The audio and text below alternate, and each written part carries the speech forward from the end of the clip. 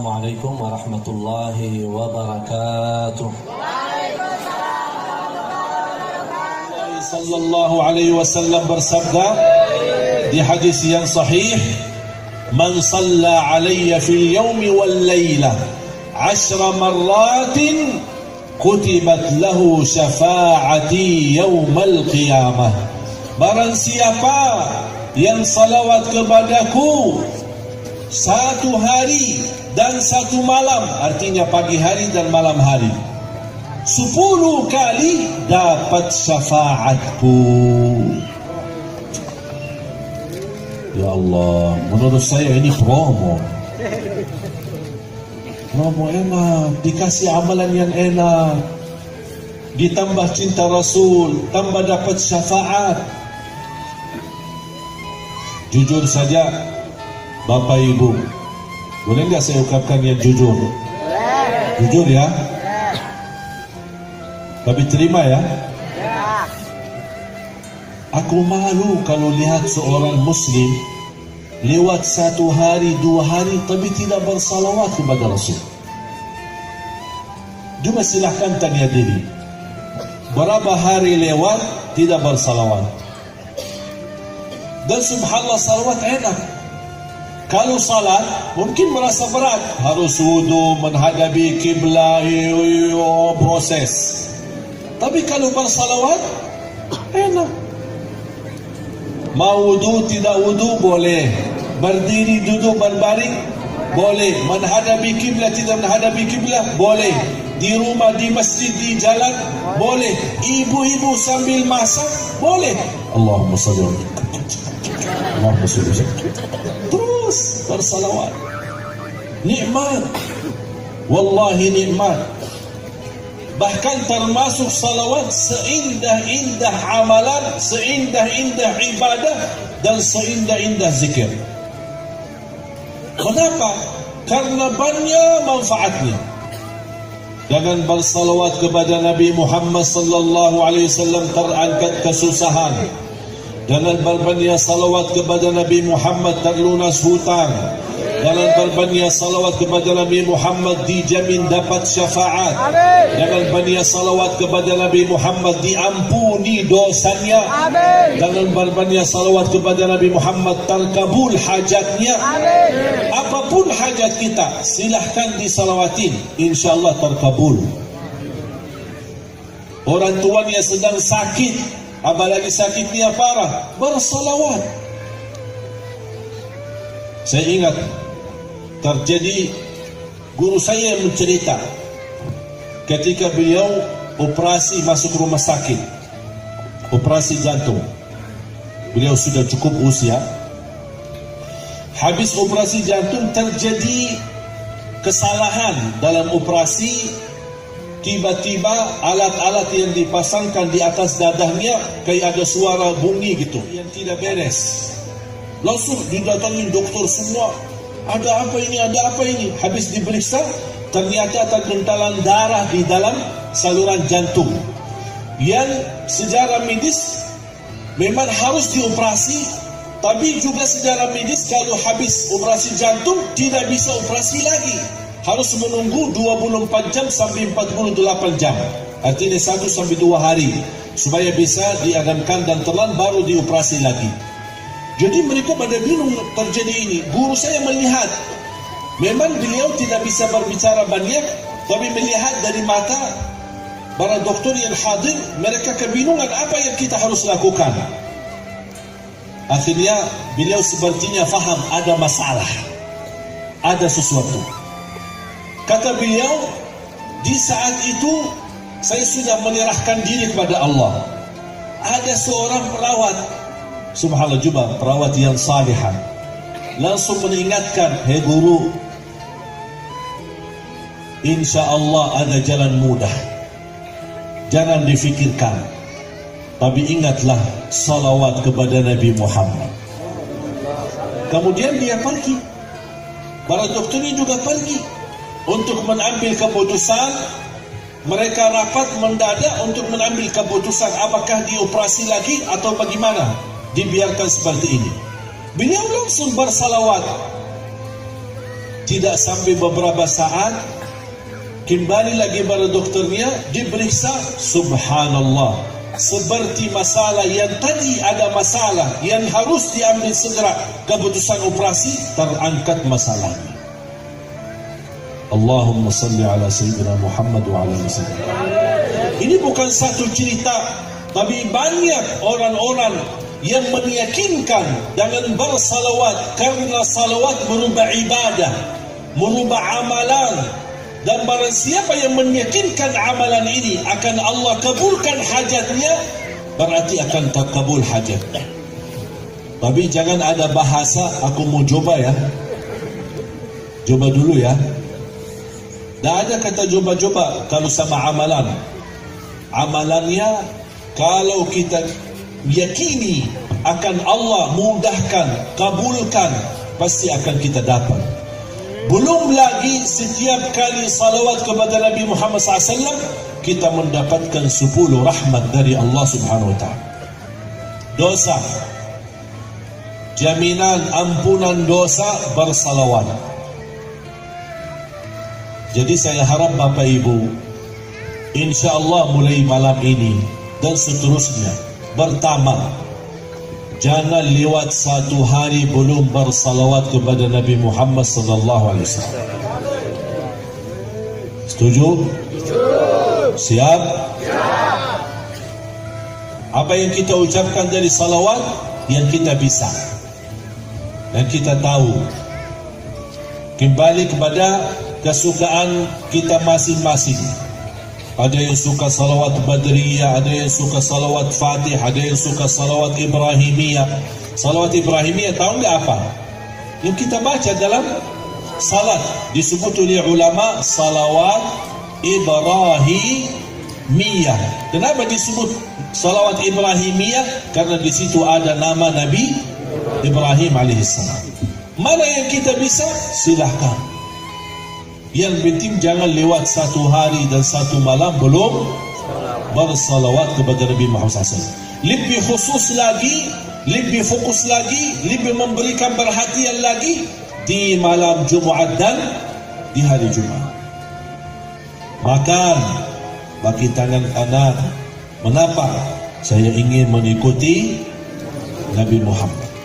Bukan karena tangan yang kanan itu lebih baik. Itu memang hal sudah biasa. Tapi yang saya ingin, angkatlah di hatimu, aku mengamalkan ini karena ingin meniru Nabi Muhammad SAW. Pakai baju, pakai tangan yang kanan baru. Mengapa? Rasakan di hati, karena itulah yang dilakukan oleh Nabi Muhammad SAW. Kalau pas mandi, siram air ke sebelah kanan, baru ke sebelah kiri, baru ke seluruh badan. Mengapa? Karena Rasulullah suka mandi seperti itu. Kalau pakai kaos kaki, yang kanan dulu, baru yang kiri. Pakai sepatu, pakai sandalnya, masuk rumah, masuk WC, pakai yang kiri, kemudian baru yang kanan. Kalau keluar, yang kanan dulu, baru yang. Mengapa saya lakukan ini? Bukan soal ini baik atau ini buruk, tapi saya melakukan ini karena Rasulullah suka melakukan seperti ini. Kalau kita bisa hadirkan ini selalu dalam hati, subhanallah, akan semakin bertambah cinta kita kepada Nabi Muhammad SAW. Termasuk pas kita lagi makan yang sudah ada di depan, yang sudah disediakan. Jangan kita makan, kalau kita di Arab, makan satu numpang ya, satu porsi atau satu numpang besar, kita bersama-sama makan. Diajarkan oleh Nabi SAW kalau makan, yang ada di depan. Jadi, jangan dagingnya di sana gitu. Oh, lupa, maaf ya. Itu sudah sopan.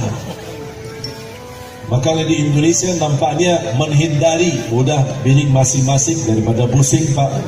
Silahkan ambil kesukaanmu Pak. Kalau tradisi di Arab memang tidak terbiasa seperti di Indonesia, masing-masing. Ini menurut saya, mengapa di Indonesia tradisinya masing-masing pakai piring sendiri? Menghindari supaya tidak membuat orang tersinggung atau itu menurut saya ya. Indonesia merasa lebih sopan kalau masing-masing daripada ni ribut-ribut makannya ni diambil salah makan. Tapi subhanallah, apalagi kalau kotak-kotak nasi kan, pas Ramadan kan suka dibagi kotak nasi sahur atau pas buka puasa. Subhanallah, tapi masih ada yang suka mata panjang. Bangga mata panjang. Ya, pas di masjid dibagi-bagi kan kotak-kotak masing-masing. Tapi ternyata kebetulan kan pas mereka duduk kan berseberangan kan, ada saf-saf ke depan, ada yang di hadapannya juga. Tapi yang punya kotak di situ warnanya merah, yang kotak di sini warnanya putih. Pas dia buka kan isinya sama sebenarnya isinya. Nasi, ada buah, ada air, ada ini, ada. Pas dia buka, kawannya yang di depan dia buka juga. Oh ya, sama ya. Saya fikir beda Pak.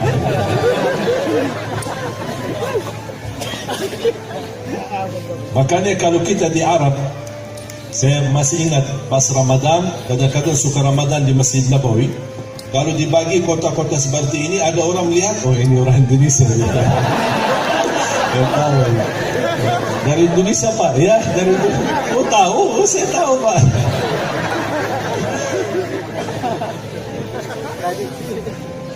Semestinya kita nikmati apa yang sudah di depan, syukuri, alhamdulillah. Karena isi ini sama isi itu sama sebenarnya, cuma beda warna kotaknya. Makanya subhanallah, kalau kita nikmati apa adanya, subhanallah, syukuri. Bunya al-rumah, ingat, jangan melihat rumah yang lebih besar, tapi ingat ada orang belum punya rumah. Punya istri, jangan melihat yang punya istri dua, tapi ingat orang lain belum istri. Ya begitu, biar nikmat, biar ibu juga tak pusing. Bapak ibu jamaah sekalian, indah kalau kita bisa meniru Nabi Muhammad dalam kehidupan kita. Sederhana, tapi wallahi di perasaan hati nikmat. Dari segi makan, minum, mandi, beraktivitas.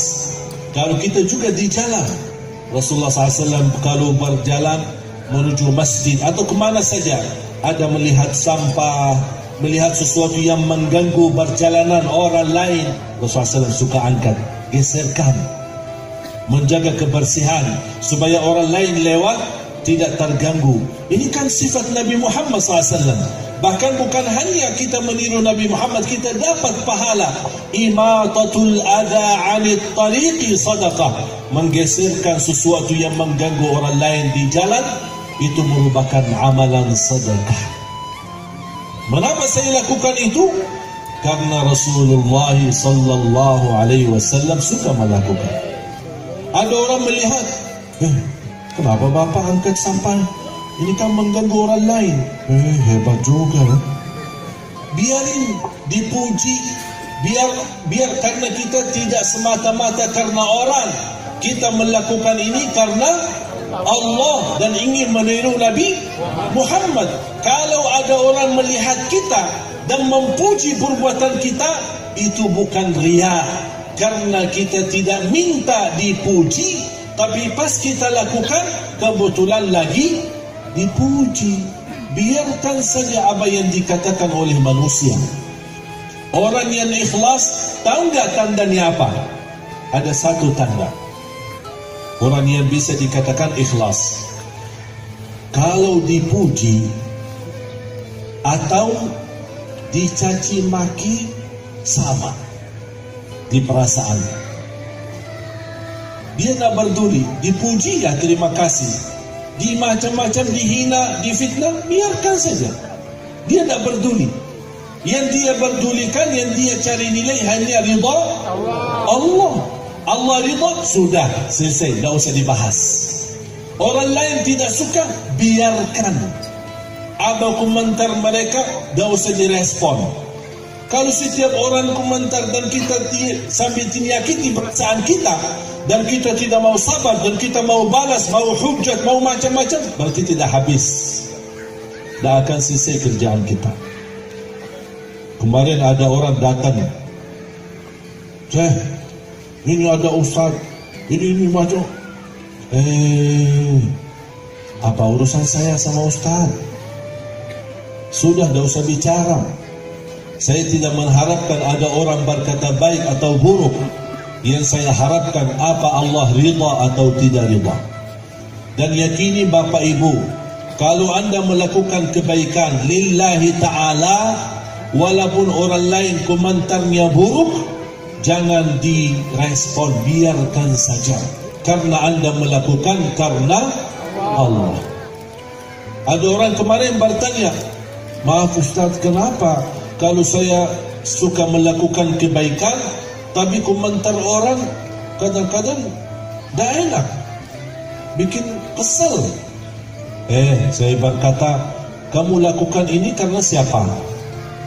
Karena Allah tidak? Dia bilang ya karena Allah. Ya udah, kalau memang karena Allah, tidak usah dengar apa kata manusia. Manusia puji, manusia senang, manusia tidak senang, tidak usah diperhatikan. Faham Bu? Ibu melakukan sesuatu karena Allah untuk suami, suaminya tidak senang, ya udah biarin. Yang pusing siapa? Yang pusing siapa? Ya suami. Berbakti baik sama orang tua. Ada orang yang suka bertanya, berbakti baik terhadap orang tua kan wajib. Mohon maaf, orang tua yang seperti apa? Apa kaitannya? Apapun keadaan orang tua, tetap kita wajib berbakti baik. Orang tua baik, tidak baik, itu tidak ada urusan. Orang tuanya adil atau zalim, tidak ada urusan. Orang tuanya saleh atau jahat, tukang mabuk, tidak ada urusan. Urusan kita sebagai anak wajib berbakti baik sama orang tua.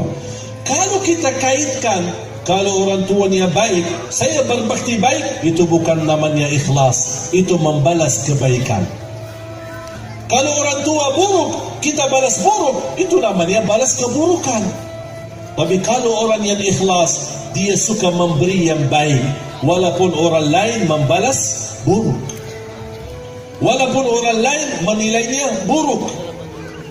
Qul inna salati wa nusuki wa mahyaya wa mamati lillahi rabbil alamin. Segala hidupku dan matiku karena Allah. Oleh karena itu jamaah sekalian, jalani hidupmu karena Allah. Kalau jalankan hidupmu karena Allah, insya Allah dapat husnul khatimah. Bapak Ibu, pesan terakhir dari Rasulullah sallallahu alaihi wasallam.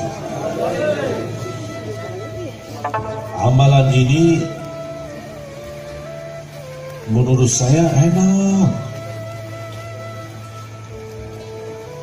dijamin diampuni dosanya,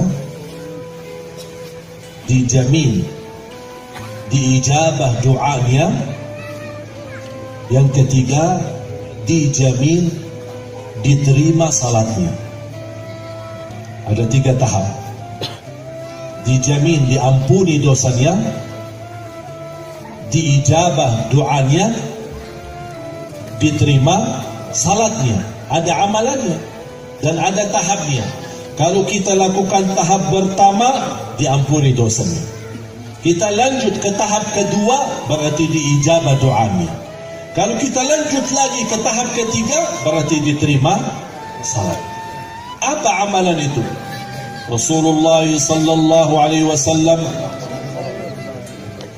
kalau saya sebut nama Nabi Muhammad, wajib kita?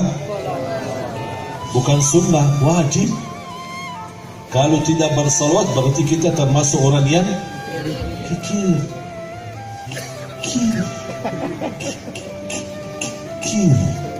Mau nggak jadi kikir?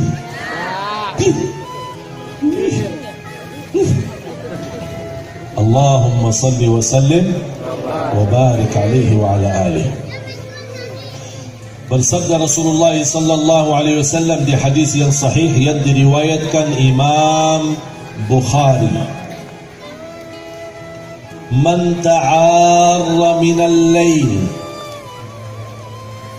thumma qala la ilaha illallah wahdahu la sharika lah lahul mulku wa lahul hamd wa huwa ala kulli syai'in qadir subhanallah walhamdulillah wa la ilaha illallah wallahu akbar wa la hawla quwwata illa billah Allahumma ghfirli."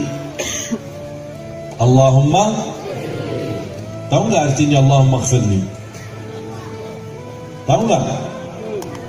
Allahumma ghfirli, ya Allah ampunilah. Rasulullah sallallahu alaihi wasallam bersabda di hadis yang sahih yang diriwayatkan Imam Bukhari, barang siapa yang bangun tengah malam, bangun kaget, dikejar anjing, mimpi, bisa nggak terbangun? Terbangun. Bangun karena mau WC, buang air. Bangun karena mau berpaling dari kanan ke kiri atau dari kiri ke kanan. Kadang-kadang kita agak sadar sedikit kan? Baru lanjut tidur. Di situ sebelum lanjut tidur ada amalan. Jangan lupa. Apa kata Rasul? Barang siapa yang tiba-tiba bangun tengah malam, apapun alasannya, bangun karena mau tahajud, bangun karena mau masuk kamar mandi, bangun karena apapun alasannya, kata Rasulullah, sebelum bergerak dari tempat tidur, ucapkan amalan ini. Apa ya Rasulullah kami ucapkan? Ikuti saya. La ilaha illallah wahdahu la syarika lah lahul mulku wa lahul hamdu wa huwa ala kulli syai'in qadir subhanallah walhamdulillah wa la ilaha illallah wallahu akbar wa la hawla wa la quwwata illa billah Allahumma ighfirli. Kata Rasulullah, barang siapa yang bangun tengah malam kemudian membaca zikir ini sampai dia berkata Allahumma ighfirli, diampunilah. Diampuni. Bukan akan diampuni, tapi kata Rasul, diampunilah. Ini tahap pertama. Kalau baca zikir ini sambil berkata Allahumma ighfirli. Sudah hafal belum? Hah? Soalnya setelah ngantuk ini Pak. Jadi ada yang kita hafal, ada yang lupa. Padahal menurut saya zikir itu sederhana. Semuanya pasti hafal kalimat la ilaha illallah yang panjang kan? Ya udah saya ulang lagi ya. Yang promo tidak apa-apa. Saya sebutin satu, Anda dapat dua. Saya sebutin dua kali, berarti sudah faham? Perlu nggak 3 kali? Perlu juga. Berarti boleh juga 3 istri. Kan kalau bahasa Indonesia, saya teliti kadang-kadang bahasa Indonesia. Namanya disebutin kan, kalau laki-laki suami, kalau perempuan istri, ya, istri. Apa tri itu? Oh, saya teliti bahasa bahasa Inggris. S3 berarti selama ini S1. S1 ya. Mudah-mudahan Bapak Ibu bahagia selamat dunia akhirat. Yang sudah berkeluarga insya-Allah sakinah mawaddah rahmah. Yang belum berjodoh mudah-mudahan dapat jodoh yang baik. Yang menenangkan hati. Amin ya rabbal alamin. La ilaha illallah wahdahu la syarika lah lahul mulku wa lahul hamd wa huwa ala kulli syai'in qadir. Subhanallah walhamdulillah wa la ilaha illallah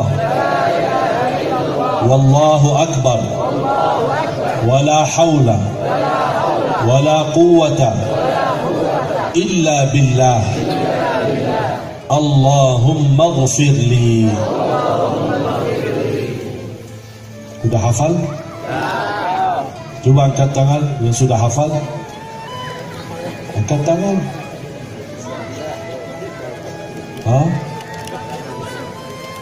Dari adik-adik ada yang hafal dari adik-adik?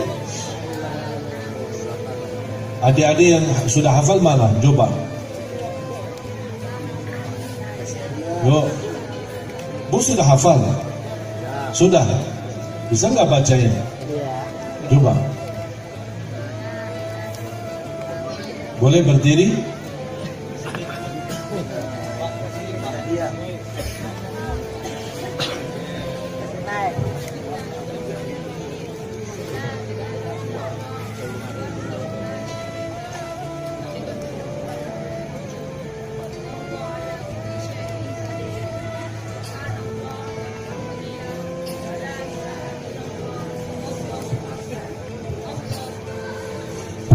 Belum? Ketinggalan.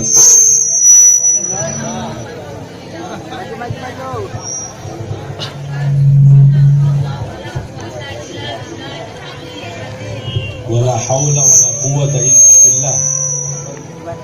Coba maaf ulang lagi. Biar kedengar suaranya. Bismillahirrahmanirrahim. Dah ada bismillahirrahmanirrahim. Saya dah sebutin bismillah. Subhan la ilaha illallah wahdahu la syarikalah lahul mulku wa lahul hamdu yuhyi wa huwa ala kulli syai'in qadir.